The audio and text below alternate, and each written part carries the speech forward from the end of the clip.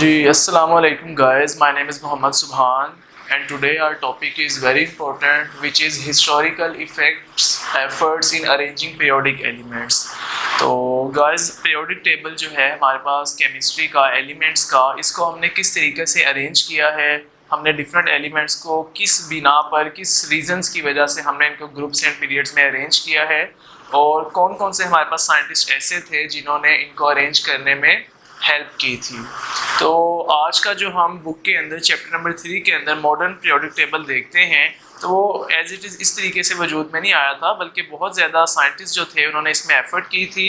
उन्होंने डिफरेंट अपने कॉन्सेप्ट्स बताए थे कि किस तरीके से हमने जो है एलिमेंट्स को एटॉमिक मास की बुनियाद पर अरेंज करना है या एटॉमिक नंबर की बुनियाद पर अरेंज करना है। तो 100 ईयर्स एगो 100 साल पहले तकरीबन इन पीरियोडिक टेबल्स के ऊपर कोशिशें की जाती रहीं, जिनमें अगर हम इनके हिस्ट्रिकल एवोल्यूशन की बात करें तो सबसे पहले हमारे पास डोब्रिनियर एक साइंटिस्ट थे जिन्होंने पीरियोडिक टेबल को अरेंज करने की एक नाकाम कोशिश की। और नाकाम कोशिश गाइस इसलिए की क्योंकि उन्होंने जितने भी एलिमेंट्स हैं उन्होंने 3 एलिमेंट्स को अरेंज करने की कोशिश की। उन्होंने ये कहने की कोशिश की कि अगर आपके पास कोई भी 2 एलिमेंट्स ऐसे हैं जिनका एटॉमिक मास आपको पता है, तो आप उनको टोटल करके 2 पे डिवाइड करके सिंपली उनकी एवरेजेस निकाल के जो आंसर आएगा वो थर्ड वन एलिमेंट की एटॉमिक मास होगी।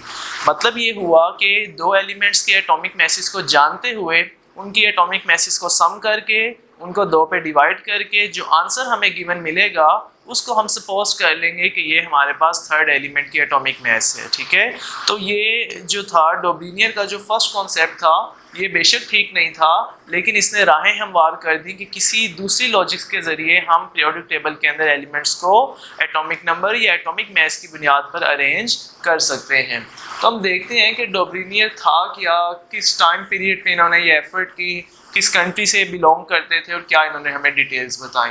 तो गाइस डोब्रिनियर ट्रायड्स, ठीक है, तो जो ट्रायड है ना, triad is not interlinked with the name of Dobereiner. ठीक है, जैसा कि बुक में वहाँ पे मेंशन है डोब्रिनियर्स ट्रायड्स। ठीक है, तो वहाँ पे इससे मुराद है कि Dobereiner is a name of scientist और जो ट्रायड्स वर्ड है वो 3 से निकला है। Try mean 3। तो ट्रायड का मतलब ये है कि ये एलिमेंट का इन्होंने ऐसा ग्रुप बताया है जो आपस में 3 एलिमेंट्स आपस में एक साथ हैं और तीनों की हमने एटॉमिक मासेस फाइंड करनी है। ठीक है, तो जो डोब्रिनियर थे गाइस वो केमिस्ट थे, जर्मन के रहने वाले, जर्मनी के रहने वाले थे ये।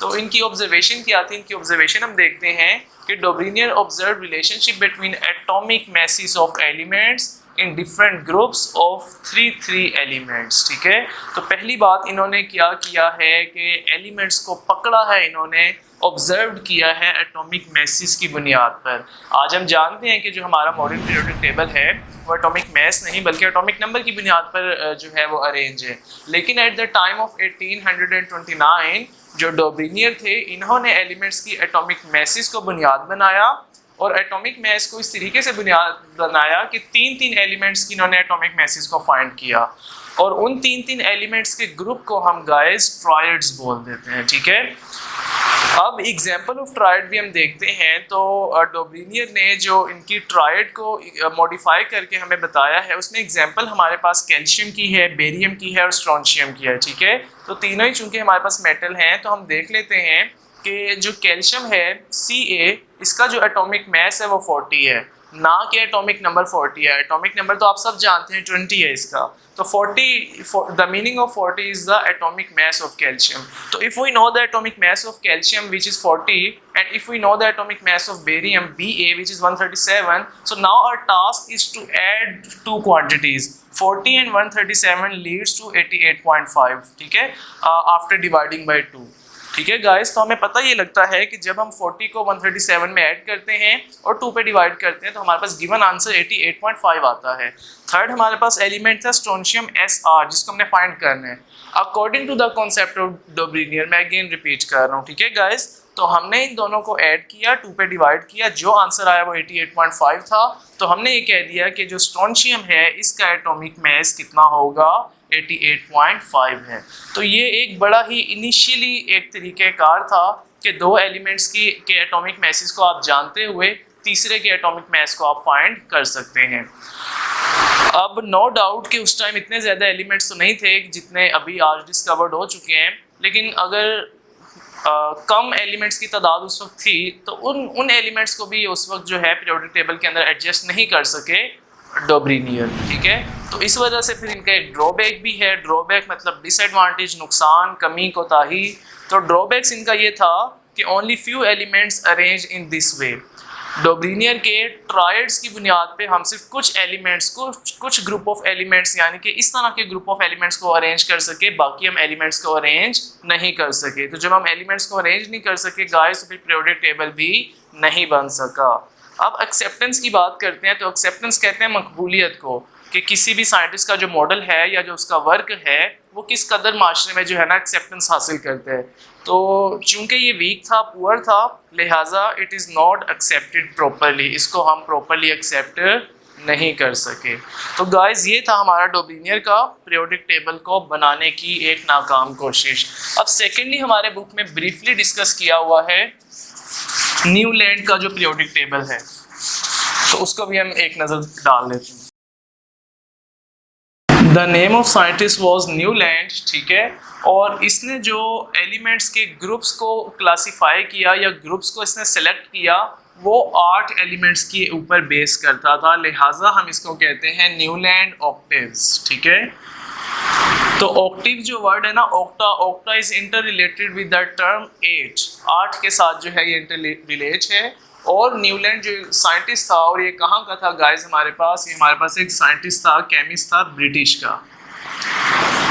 ब्रिटिश साइंटिस्ट था ये हमारे पास, ठीक है। इंग्लैंड से बिलोंग करता है ये। तो जो न्यूलैंड ऑक्टिव्स था, इसने कहा कि आप जो डोब्रिनियर वाला कॉन्सेप्ट है ना, एटॉमिक मैस वाला, उसी को बुनियाद बनाएंगे।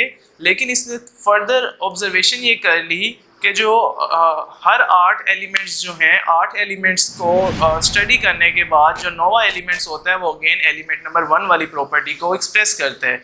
इसका मतलब ये हुआ, जो आपके टेक्स्ट में बात वहाँ पे मेंशन होगी वो ये थी कि जो हर 8 एलिमेंट्स के बाद जो अगला एलिमेंट है वो केमिकल प्रॉपर्टी को रिपीट करता है, दोहराता है, ठीक है गाइस। तो इसकी ऑब्जर्वेशन कुछ इस तरह से बनेगी।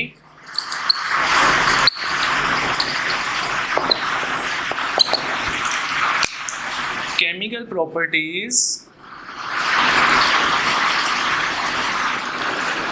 of elements are repeated after every 8 elements। Her 8 elements के बाद जो एलिमेंट्स हैं, अगले एलिमेंट्स जो हैं वो अपनी केमिकल प्रॉपर्टीज़ को रिपीट करेंगे। ये बात गाइस काफ़ी हद तक ठीक भी है। उसकी रीज़न ये है कि जो आज हमारे पास मॉडर्न पीरियोडिक टेबल है, जो हम नेक्स्ट देखेंगे अगली क्लास में, तो उसमें हम ये देखते हैं कि हर 8 एलिमेंट्स के बाद वाकई जो नोवा एलिमेंट्स है वो अपनी प्रॉपर्टीज़ को एक्सप्रेस करता है, उसको जो है दोबारा से रिपीट करता है, ठीक है। तो यहाँ पे इनका जो ये वाला ऑब्जर्वेशन है काफ़ी हद तक ठीक है। सेकेंडली जो ये है कि अगर हम इनके ड्रॉबैक की बात करें, क्या इस मॉडल का या क्या इस ऑब्जर्वेशन का कोई ड्रॉबैक था या नहीं था, तो गाइस यस, इसका भी था, ठीक है।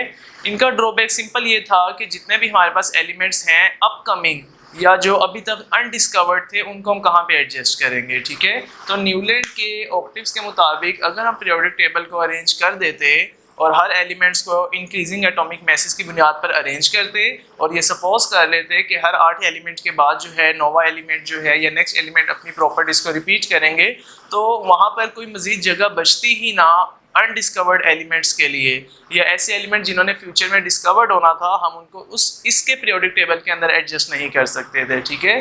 तो यहाँ पे हम लिख सकते हैं no space were considered in the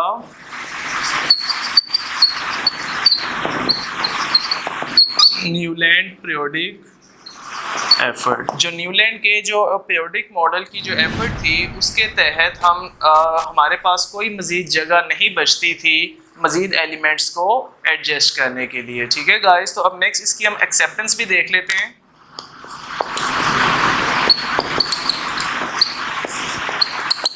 तो इनकी भी जो एक्सेप्टेंस है वो काफ़ी अच्छी नहीं रही। सिर्फ एटॉमिक मैसेज को बुनियाद तो बनाया गया उस पीरियड में काफ़ी लंबे अरसे तक। मिसाल के तौर पर जो हमारे पास डोब्रिनियर थे वो 24 की जो 29 की रिसर्च है, 29 की ऑब्जर्वेशन है, ठीक है। तो ये भी उसी ज़माने में 64 की एफर्ट है। तो वो वाले 20 से 30 ईयर्स के दौरान सिर्फ और सिर्फ साइंटिस्ट फोकस करते रहे एटॉमिक मैसेज को। लिहाजा उस वक्त के लिए तो काफ़ी अच्छा मॉडल था, लेकिन आज के लिए अच्छा मॉडल नहीं था। लिहाजा आज हम 21st सेंचुरी के अंदर हम इसको कहेंगे कि it could not get much acceptance, ठीक है। नहीं गाइस, ये था हमारे पास न्यूलैंड का ऑक्टेव, ठीक है। तो इसका जो ऑब्जर्वेशन टाइम पीरियड है ना, वो भी आप लोगों को पता होना चाहिए गाइस, वो 29 है, ठीक है। ले गाइस, ये है हमारे पास थर्ड वन वाला मेंडलीव्स पीरियोडिक लॉ। तो गाइस, जो मेंडलीव पीरियोडिक लॉ था, नो डाउट कि इसकी सारी की सारी बात ठीक थी, बस इसने जो एटॉमिक मैसेज का कॉन्सेप्ट बीच में दिया है, वहाँ से इसका जो मॉडल था वो थोड़ा सा क्रिटिसाइज किया जाता है। तो इसकी अगर हम ऑब्जर्वेशंस की बात करें, तो जो मेंडलीव पीरियोडिक लॉ था, इसने ऑब्जर्व ये वाली बात की, इसने कहा कि जितने भी हमारे पास एलिमेंट्स हैं या जो उनकी प्रॉपर्टीज़ हैं वो डिपेंड करती हैं उनकी एटॉमिक मैसेज पर, ठीक है। मतलब इसने बताया कि हम किसी भी एलिमेंट की एटॉमिक मैसेज की बुनियाद पर उनकी केमिकल प्रॉपर्टीज़ का तयन करेंगे, ठीक है, जबकि ऐसा नहीं था, एटॉमिक नंबर्स जो थे वो ज़्यादा अच्छे थे।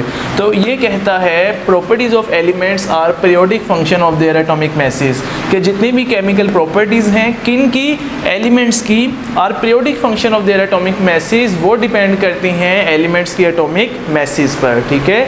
तो ये इसका लॉ था, पीरियोडिक लॉ था। उसके बाद यहीं से आपको पता है, जब एटॉमिक मैसेज का इसने वर्ड यूज़ किया तो जाहिर सी बात है ये इसके भी कोई ना कोई ड्रॉबैक्स होंगे, इसकी भी कोई गलतियाँ कोताहियाँ थी वहाँ पे। तो ड्रॉबैक्स हम इनके देखते हैं कि पहला इनका ड्रॉबैक ये था कि he miscalculated unfortunately some atomic masses of elements, ठीक है, कि अनफॉर्चुनेटली इन्होंने कुछ एलिमेंट्स की जो एटॉमिक मैसेज हमें बताई फाइंड करके, वो भी मिस कैलकुलेटेड थी, वो भी गलत थी।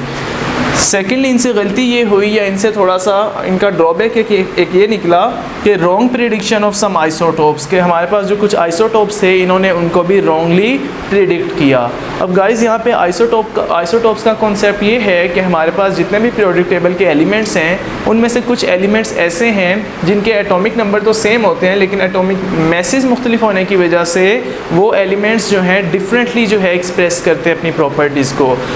ज़रूरी नहीं है कि जितने भी हमारे पास एलिमेंट्स हैं वो सब के सभी उनके आइसोटोप्स भी होते हैं। कुछ एलिमेंट्स ऐसे हैं जिनके आइसोटोप्स होते हैं, जिनमें आपके हाइड्रोजन के 3 आइसोटोप्स हैं, कार्बन के 3 आइसोटोप्स हैं हमारे पास, ठीक है। तो आइसोटोप्स हमारे पास कोई भी ऐसी केमिकल स्पीशी है गाइस जिनका एटॉमिक नंबर सेम है, जिनके एलिमेंट्स हैं वो या जिनके वो आइसोटोप्स हैं वही वाला उनका एटॉमिक नंबर है, लेकिन उनका जो एटॉमिक मास है वो डिफरेंट है। मिसाल के तौर पर लेट्स से हमारे पास जो नॉर्मल कार्बन है गाइस, तो इसका जो हमारे पास एटॉमिक नंबर है वो कितना है, 6 है, और इनका जो एटॉमिक मास है हमारे पास वो 12 है।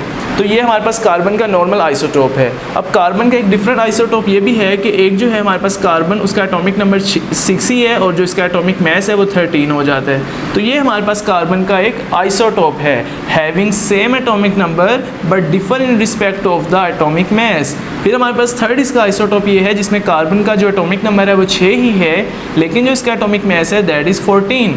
तो on the basis of the difference of the atomic masses they are considered as isotopes, ठीक है। तो यहाँ पे अब कम बैक करते हैं अपने इस टॉपिक के ऊपर कि मेंडलीव का जो ड्रॉबैक था, एक ड्रॉबैक उसका ये भी था कि रॉन्ग प्रिडिक्शन ऑफ आइसोटोप्स, इन्होंने अनफॉर्चुनेटली कुछ एलिमेंट्स के आइसोटोप्स को रॉन्गली प्रिडिक्ट करवाया, ठीक है। अब आ जाए इनकी एक्सेप्टेंस की तरफ। तो एक्सेप्टेंस जाहिर सी बात है, पहली गलती एटॉमिक मास, दूसरी गलती इनका मिस कैलकुलेशन, और तीसरी इनकी गलती ये थी कि आइसोटोप्स को इन्होंने गलत प्रिडिक्ट करवाया। लिहाजा अंजाम वही था कि it could not get much acceptance, इनको भी बहुत ज़्यादा मकबूलियत नहीं मिल सकी, ठीक है गाइस। तो इनका फिर एक और इशू ये भी था कि जो नोबल गैस का था टाइम, नोबल गैसेस उस वक्त तक अनडिस्कवर्ड थी, उस टाइम तक लोग इसको बहुत ज़्यादा नहीं जानते थे, जिस वजह से इनकी एडजस्टमेंट में और इनकी केमिकल प्रॉपर्टीज़ जो थे, ये जो प्रीवियसली डिस्कस किए हैं हमने साइंटिस्ट, वो नहीं जानते थे। बाकी इसका जो बैकग्राउंड था वो रशिया था, ठीक है, रशिया से मेंडलीव बिलोंग करते थे। तो गाइस, ये जो टॉपिक थे हमारे पास हिस्टोरिकल बैकग्राउंड से मुतल्लिक, ये 9th क्लास के अंदर एज MCQs पूछे जा सकते हैं या शॉर्ट क्वेश्चन पूछे जा सकते हैं, लेकिन ये लॉन्ग में नहीं आते। और बुक के टेक्स्ट के अंदर सिर्फ एक पेज पे जो है ये सारे इनका हिस्ट्रिकल बैकग्राउंड लिखा हुआ है। तो गाइस हेडिंग्स भी आपको बुक्स में नहीं मिलेंगी, सिर्फ यहाँ से बुक से आप टेक्स्ट पढ़ सकते हैं। तो इन लेक्चर्स में मैंने आपको हेडिंग्स बना के इसको लेक्चर को समराइज़ किया हुआ है, तो कोशिश करें यहाँ से भी हेल्प लें और अपने टेक्स्ट में से भी हेल्प लें। अगली क्लास के अंदर हम एक बहुत अहम टॉपिक पढ़ेंगे, that is modern periodic table या फिर long form of periodic table. और सबसे बड़ी बात यह है कि वो उसको हम एज अ लॉन्ग क्वेश्चन के तौर पर प्रिपेयर करेंगे और पॉइंट्स की सूरत में हम उनको जो है उनकी केमिकल प्रॉपर्टीज़ को या salient features of modern periodic table को हम ऑब्जर्व करेंगे। तो गाइस उसको समझने से पहले ये वाले जो हिस्टोरिकल बैकग्राउंड से वो ज़्यादा ज़रूरी थे, जिस वजह से आपको इन टॉपिक्स को पढ़ना पड़ेगा। तो गाइस आज के लिए इतना ही। Take care of yourselves. अल्लाह हाफ़िज़।